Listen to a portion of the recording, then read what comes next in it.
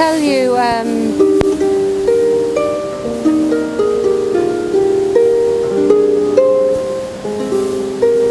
story that you might recognise. It's a Scottish story, but there are different variations of it, and it's called the Name Game.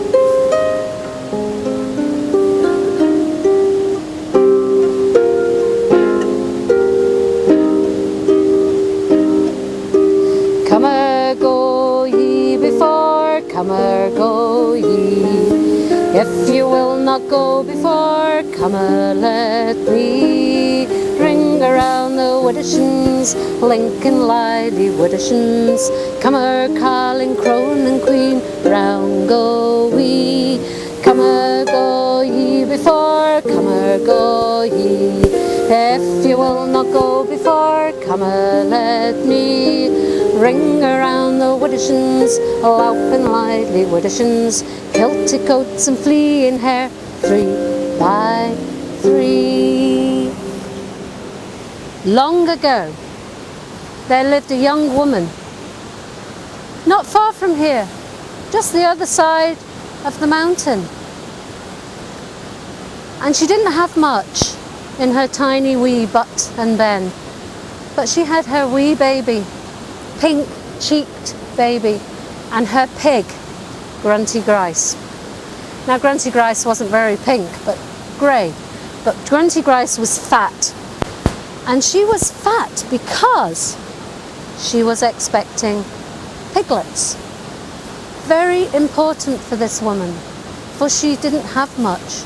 And with those piglets, she could take them to the market when they were grown and sell them to buy seeds to plant for the vegetables for her to eat in the winter. So our story begins one spring morning.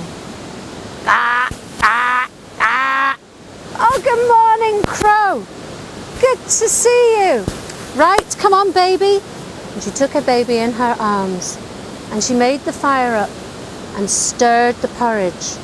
Today, little baby, we will give Grunty Grice, our pig, the best breakfast, for she is just about to farrow to have her babies.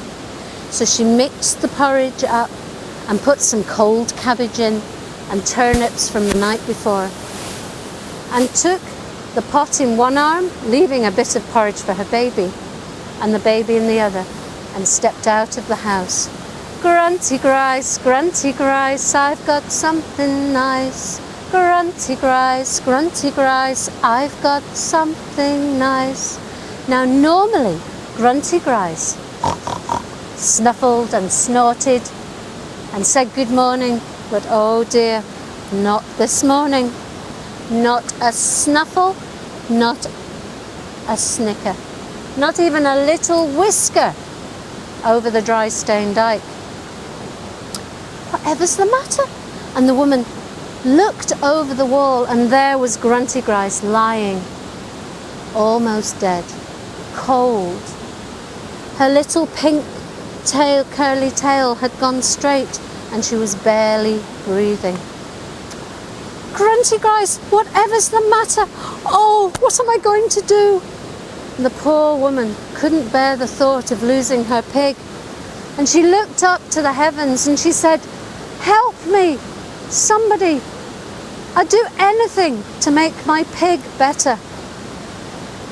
Well, my dears, you have to be careful what you ask for as soon as those words tripped off her tongue, she heard over in the woods not far from here, trim, tram, trim, tram, trim, tram, trim, tram, and there, over the fields, came a wee woman this high, with a pointy hat and big pointy shoes and a long black cloak.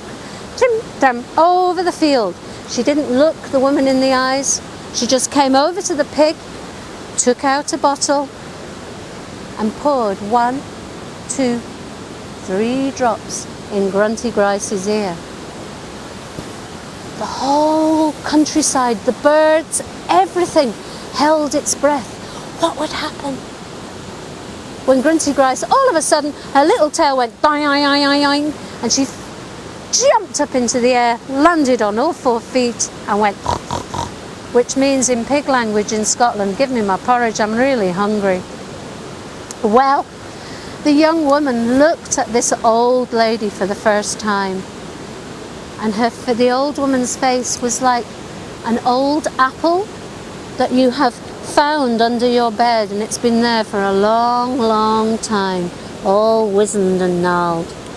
But she had the sharpest of eyes. Thank you so much. Thank you so much for saving my pig. I will bake you a cake to say thank you. And the old woman looked at her with her steely blue eyes. She said, no cake. Oh, I haven't got much. I'll bake you a bannock. No cake, no bannock. What can I give you then? I have nothing else. I is wanting your baby. My baby? No way, no how. You're not having my baby. Oh yes, don't you remember when you spoke? You said you would give anything to make your pig better. So I is wanting your baby. Oh, the woman had to think fast. She said, I know you're a witch, aren't you? I know that witches love to play games. So how about we play the name game?